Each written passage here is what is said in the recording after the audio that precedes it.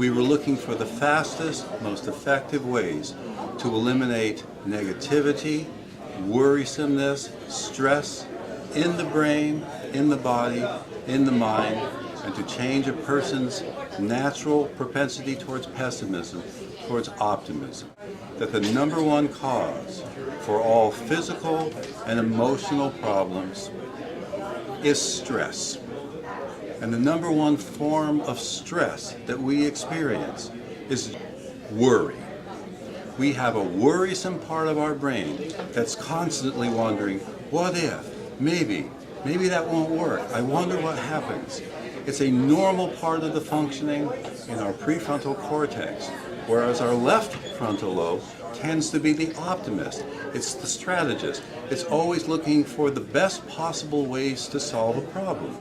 We studied all the different types of meditation strategies, East and West, and then we began to look at the effects of positive thinking and optimism on the brain. The most powerful, effective treatment for any disease, including cancer, is hope, faith, and optimism. Any problem that you have, worrying about it will not help. Gee, I'm worried if I'm going to get to my meeting on time. All of that worry does not help you get to that meeting on time. So you have to learn how to suspend that worrisome noise. It's called inner speech, and it's constantly going on in different parts of your frontal lobes. There's this constant conversation going on between positive and negative thinking. Most of the time we're not even aware of it, but it's going on in the background. That optimists will live 2 years longer, that their quality of life is stupendously improved over people who are pessimists. That pessimism will shorten your life, will create the release of stress neurochemicals, and our brain scan studies will show that if I showed you the single word no for less than a second, your amygdala, which means almond in Greek, which basically is the part of your brain that makes you go nuts, will immediately release more stress neurochemicals than I know how to pronounce, simply by seeing a negative word for less than a second. So what happens if you accidentally train yourself to ruminate on negative memories and negative thoughts? You're going to end up actually damaging key parts of your brain, like the hippocampus. If you want to relax, I want you to think about what every animal does the moment it wakes up, what your dogs and cats will do. What will it do? It will wake up, it's going to stretch its body, and it's going to open up its mouth and yawn. Yawning turns out for most people to be the fastest way to relax. And even if you don't feel like yawning, if you just breathe in and go,